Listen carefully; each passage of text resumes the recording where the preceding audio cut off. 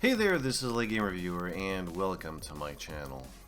Why don't we talk about the social justice controversy regarding or surrounding Baldur's Gate? It's really important to talk about that because, at first there were, I'm gonna say this again later, but there were the racial problems first in the 50s or so, then it was the gays, and now it looks like it's with there's a couple of things. Well, there's a transgender and other things, but yeah, mostly transgender. This is what this whole social justice is going on here.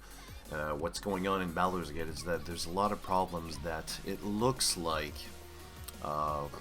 Honestly, I think this shit hit the fan with this one. So many problems. So, I'm going to talk about this because I think it's a good video to talk about.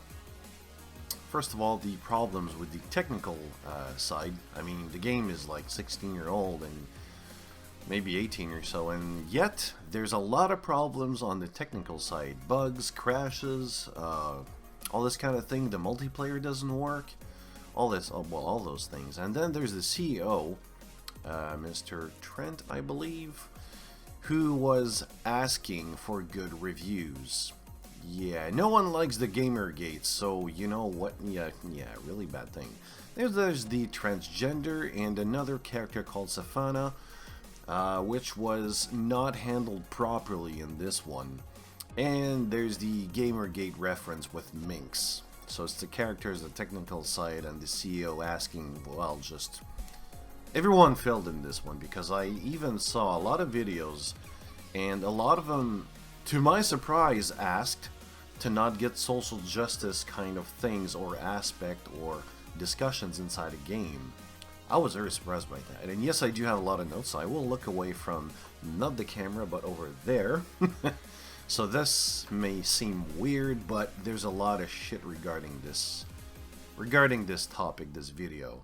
It should be an interesting video, and I think it's going to be long, but hey, if you don't like long videos, sorry in advance, but no, not sorry. Fuck you. I can't skip those things because there's a lot of aspects that I have to go in details with it. So, first of all, technical problems. Here it is. I do have my... I should have other websites coming up, but anyways. This one here, the technical problems. I was gonna give him shit about that. I really was, I'll be honest. But then... Well, it's not really on... it's not that I'm gonna give shit, but... The game is like 17 years old, like it says here, 16, 18, whatever. And here's the thing, what happened. If you read this article, I'm gonna have every link to this video here on the description, so it should be easier. Well, if not, then just search for whatever you see here as a title, so that's gonna come up really fast on Google. Here's the thing, the game has been rewritten. It's been reverse engineered because it looks like the original assets with the developers, well, the new developers, Beamdog, needed to use. And if you think about it, in the in the 90s, when you work with assets like in this game, for example, like you'll learn that a castle wall, I think it was a castle wall, it was beams. Like it says here somewhere, but you're on like a 15-inch CRT, so you're not gonna probably notice, like it says here. But now you're on like an HD screen, so those coffee beans, yeah, it's gonna be pretty noticeable. So they had to rewrite everything, and the engine was rewritten because it didn't fit well with the new one. Well, with the new advance or the remake of the game. So they had to like to redo everything. So in that respect, yeah, I can kind of. Like expect some kind of not game-breaking bug, but I can expect some problems. That's totally normal. And I think even though I hate beta and early access, this game would have benefited from that because there's a lot of problems that would have been removed entirely or seemed so small because you know what? It's a beta. Transgender issues. Oops, we didn't look at it. Let us fix it. It's a beta. Technical problem crashes. Well, it is a beta. Oops, let us fix it. And as soon as it's done, they get like a official release. Problem fixed. It would have been less problematic. The shit would still hit the fan, but not that much. But again, it's It's a 17-year-old game. It's not like your new fresh IP out of the oven kind of thing. This is kind of a legend of a legacy or something. This is freaking huge. So yeah, they should have taken more care. And I hope in the next games they touch, they will take more care, because what they did with this one, that CEO, oh my god, I don't want to be in issues because there's... Oh wow. I don't want to be in issues. I mean, he should have taken this more seriously, and it shows to me that he didn't take those issues seriously. And the multiplayer doesn't work seriously, man. This is really low.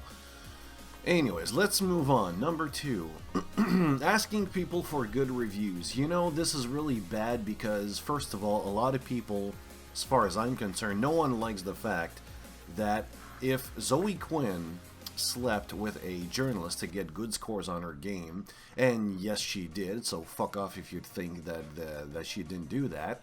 She did. Just deal with it. That's it. No one likes that. Don't ask people for good, positive reviews. Let the people do that by themselves. You know what? How to do this without asking it? Fix your game. Just admit your problems with the game. The things that you didn't do. You know what? We overlooked it, or, I don't know, we really fucked up. Say it however you want, and move on with your life with this game. Fix it. Say it publicly. Call out every news media outlet. Hey, we fixed it. Here's what we have next. Or here's an update. It fixes everything. Let the world work with it, you know? Don't ask for anything. This is something that should never, ever, ever, ever should have come out of his mouth. It's something that you don't do, because if you do, well, it's gonna backfire on you, and that's what happened. My god. It's a really bad move, and I'm surprised that he did. I mean, of all things, he's a CEO taking care of a game, and you should have seen this coming. Like, this is not new. A lot of people do this, and it always backfires on them. Why did he ask? I have no clue. And then there's the number 3, the character that is a transgender, Messina. That's a really big problem, and well, there's also Minx. That's going to be number 4. There's Messina and another one, Stefana. I think at this point it's pretty clear. I played the game eons ago, and I can't remember, but I did a lot of work, as in research my stuff here to know what the fuck are they talking about. And here's the thing. I'm just gonna cut the sound here. This is by Taxonomical. Oh, okay, weird name, but anyways. Let's do that here. You're going to see what I'm talking about. So, I am Messina, faithful of Tempest, praised to be the Lord of Battles. So, Messina, that's an unusual name. I don't think I've heard it before. Normal answer or reaction. And if you play it through, I created the name myself several years ago. My birth name proved unsuitable. So you get a couple of answers here. You gotta dig through it to get the transgender reference here. So that's what he's gonna do. What's wrong with your old name? Normal reaction. When I was born, that's where the fuck up starts a bit. When I was born, my parents thought me a boy and raised me as such. In time, we all came to understand that I was truly a woman. I created my new name from syllables of different languages. All have special meaning to me. It is in trust reflective of who I am. Transgender right there. And so you gotta dig through it. You know what? You can go through the game without even looking at that character or talking to that character, from my understanding. And this is where the fuck up starts, because yeah, I'm gonna have to go now. And yeah, we're gonna stop it there because well, that character is gonna die.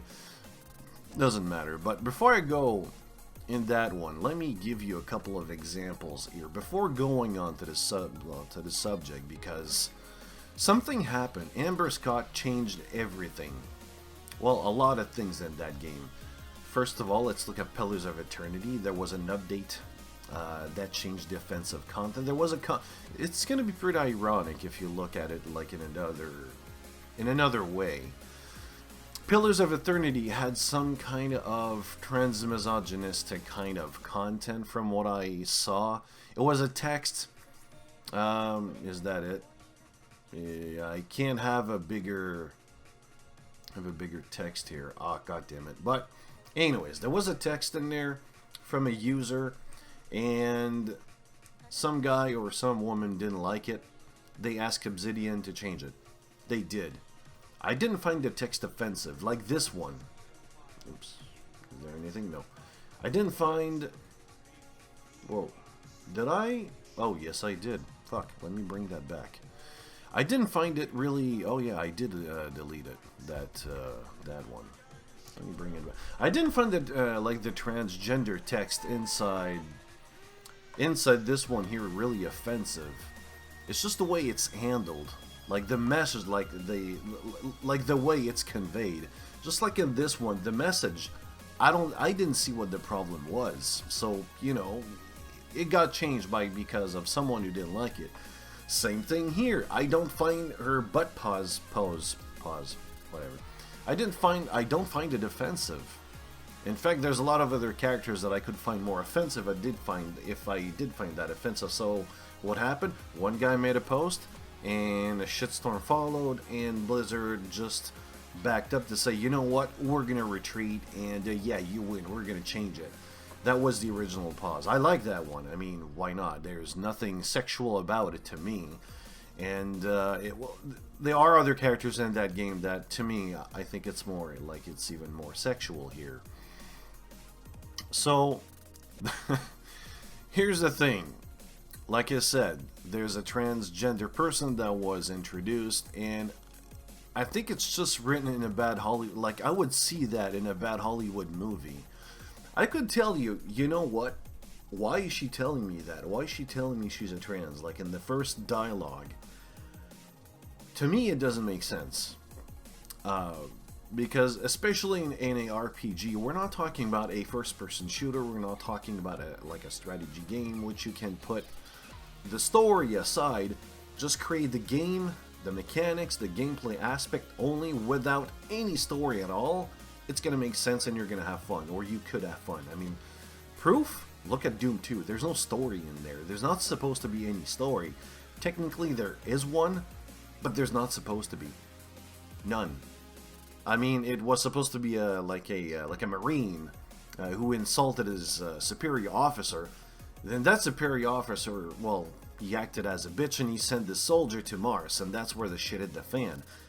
And that's where the demons comes in, because they were doing some kind of, I would say some kind of study or scientific experiment to open up portals to transport stuff from one place to another, and everything went to shit.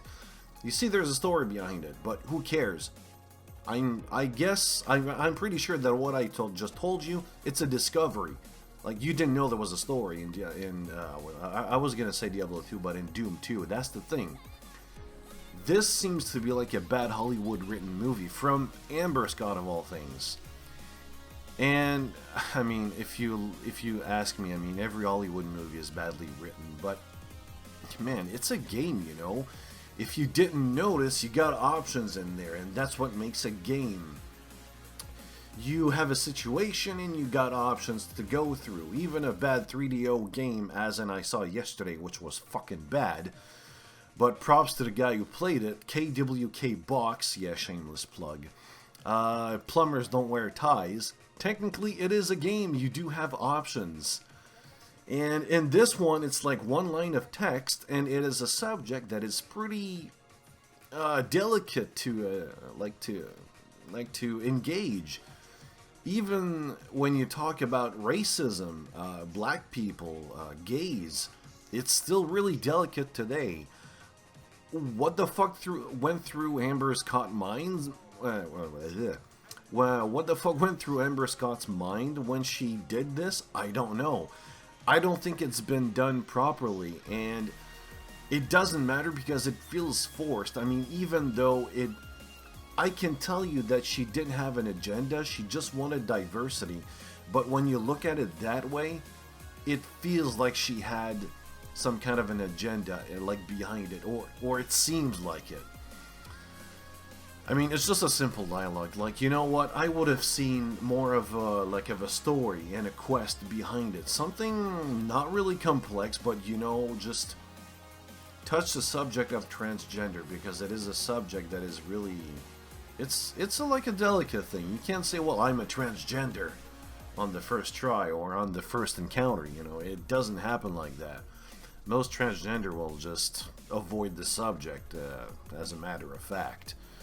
Or at least they're not going to tell they're trans or gay or whatever on the first on the first encounter. And number 4, the Gamergate reference. Oh man, Minx gives a jab to the Gamergate here. Let's. Oh, do I have it? Yes, I do. Yeah. What he says is really it's all about ethics and heroic adventuring. I mean, all I'm gonna say is no. There's some kind of limit to breaking the fourth wall here. I really don't mind those things, those social issues and everything that has nothing to do with the game, but there has to be a limit. It has to feel natural. Like, there's a point in a game where you, like, I'm gonna be honest, I mean, I never created a game, I never created a story, but I do read a lot of books, I do watch a lot of movies, I do play a lot of games, so I kind of know what a good story or a bad story is. And I know that you have to create the environment, then the characters, and you should do it, and you should always ask yourself, does this character fit in that world? What he says and what he do, does it make sense? You gotta work this through. You can't say, well, I have an agenda or I don't, and I want this issue. I want diversity in my game. Sometimes diversity doesn't make any sense. It has to feel natural. I can tell you a couple of games that includes gay people, transgender people, people that are black, sometimes just only white, and it makes sense. Yeah, it's really weird. I mean, there's a thing that Amber Scott, well, there's a lot of things that Amber Scott does which doesn't make sense to me. I mean, man, there's a lot of things that she should have not touched at all, if you ask me, and that's the thing. But I'm just gonna finish with a quote here. It should be here before. I mean, it should be here. Hold on here. It's here somewhere. Ah, there it is. There's a video that I looked, well, about the subject, and there's a commenter on the video that, well, he said something, and he paraphrased C.S. Lewis. I'm going to paraphrase that person, well, what he said. And I think it makes a lot of sense here. And I think like, this is what I think of Amber should have done, or this is what I think about all this situation here. Like, to paraphrase C.S. Lewis, that's what he said. Attempting to insert a moral into your story will instantly feel forced, regardless of whatever or not you believe it. It's much better to simply write what comes naturally and feels appropriate to the story. Like in this one here, transgender, the Gamergate, which doesn't feel like it's connected to the world, honestly. Because the moral inherent in them will arise from whatever spiritual roots you have succeeded in striking during the whole course of your life. But if they didn't know, if I'm gonna have this right. But if they don't show a moral, don't put one in. And he continues to say, I can't understand Mrs. Scott's wanting to spread what she believes are positive messages, which is completely true. I mean, she tries to do a lot of good things here, like the transgender, the Gamergate reference, and everything. It feels forced. It doesn't matter what she wanted. It just feels forced. It feels like she has an agenda, even though I don't think there was one in the beginning. I don't think so. But still, man, that Gamergate comment, I think that's one thing that people don't want. Or they just don't want to touch, you know. There's a couple of things which I'm okay with. And this is where the surprise comes in, because I saw a lot of people that said, you know what, social justice, the gays and trans, I don't want that in my game. I was surprised to see a lot of comments regarding that. I think you can figure out that, you know, like everything went to shit with this game. And because of that, a lot of people reacted negatively. I mean, I don't see the trans and the gays and everything like the bisexual as a problem in this game. You know what? It existed before, it exists now, it exists in fantasy worlds. I mean, dude, come on, there's fucking dragons, you know. Yeah, whatever. Like, it's a fantasy game. Everything should be included, right? I mean, it's like I said, dragons. It doesn't make any sense, but it's there. So why transgender and gays and bisexual shouldn't be in a game? Because you don't like it? Hey, I'm sorry, but that's up to the creator, the artist, the authors. That's up to them to know what should be in their game, what should be in a story. Not you, not the viewer. Don't like it?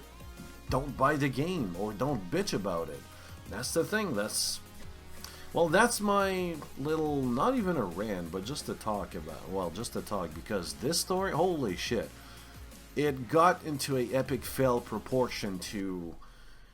What do you all think about this Baldurs Gate, like the new expansion? I don't even have the name. Something Spearhead, or... Yeah, Dragonspear. Siege of Dragonspear. God, I'm sorry about that. Forgot the name. The transgender, how was it done? Like, did you like the way Amber Scott introduced the transgender person inside the game? The Gamergate controversy reference, which I think wasn't supposed to be there in the first place. Doesn't make sense to me. The technical aspect, even though you got a 17-year-old game, it's a rewritten engine, it's a rewritten game. Like 95% of the code here, like it says or so, I think it's around 90-95% was rewritten from scratch.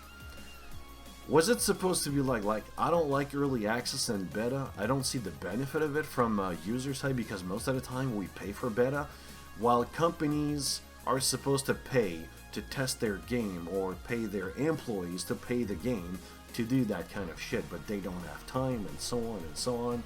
We can argue about that and make a video on that alone. But with that one, I kind of understand why they crashes, but still, they should have been more careful with this one. What do you all think of that? And I'd like to know your thoughts on I would say on those subject, and one, just not one subject in particular here. And the fact that Trent just asked everyone to get a good review. I'm gonna say this at the end as well, just add like a little extra here. Even if Beamdog did a lot of mistakes with this one, I want them to continue. They did, like, if you put those things aside, they did a pretty good job. I want them to continue, because these are games, and here's the weird thing. I want old games to still be like accessible on new systems, because we already know that Hollywood, like before the 40s, movies doesn't exist for some whatever reason. They do a bad job at keeping movies like archived. We have a chance to learn from those mistakes. I don't want old games. There's a lot of games in the 80s and the 90s that I don't want to see disappear, or when I play those games here, holy shit, there's a lot of problems. Like my DOS games, I have to use DOSBox, and what's next? What if DOSBox doesn't exist, or it's not supported? Where there's older games that doesn't work on my... You get the point. It's really simple here. It's really easy to understand here. I just want old games to still be accessible on new computers, and I believe that a lot of old games are still even better than new games because of what they offer, because they do offer a unique experience in the gaming world, and I don't want that to be left aside, like thrown in and then thrown out a couple of years later. I want that to be accessible all the time, even if like in a long away future, like in 2030 or something, which wouldn't make any sense to play Baldur's Gate, but I still want it. Anyways, that's my little thought on the subjects here, and I would like to hear your thoughts on this one as well, so I'll see you later.